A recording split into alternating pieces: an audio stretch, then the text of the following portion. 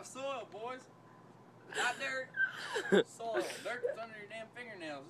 This is soil. Soil, good stuff. And plants like this piece of grass here we're gonna plant. Plants. We're gonna show you how to plant this. All right, here. We got some good topsoil right here. See this? Get that, Clay. This is some good topsoil, boys. This is stuff that you're farming on, putting your plants, growing in your garden. We're gonna show you how to plant a piece of grass here. And here, we don't got very much organic material right in this bad boy. All right. So what you do? You got you a pot, and you got you a piece of grass. Now we're gonna take some soil like this. Take some of that nice topsoil. We're gonna sprinkle it right in the pot. Get it nice and full. Get it nice and full.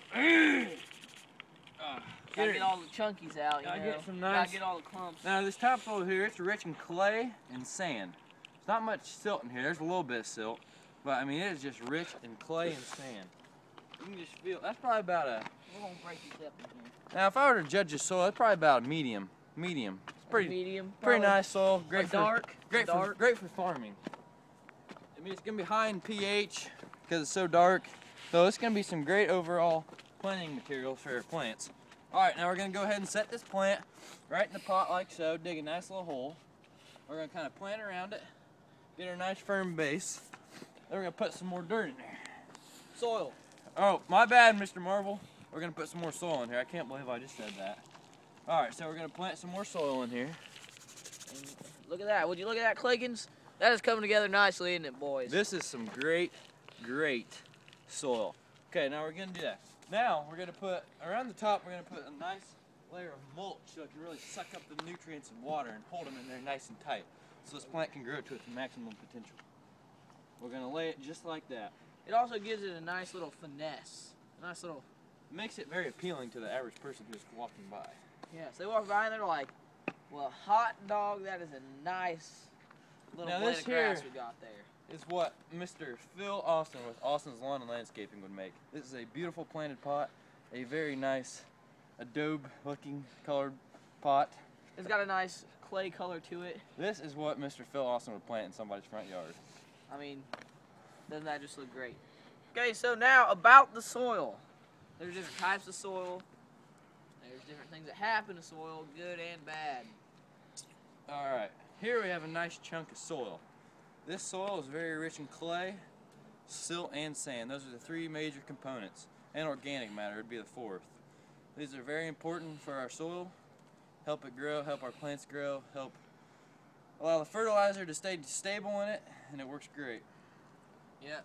There's three different types: clay, sand, silt. You start with the biggest, which is sand. It's the biggest grained. Doesn't hold water very well.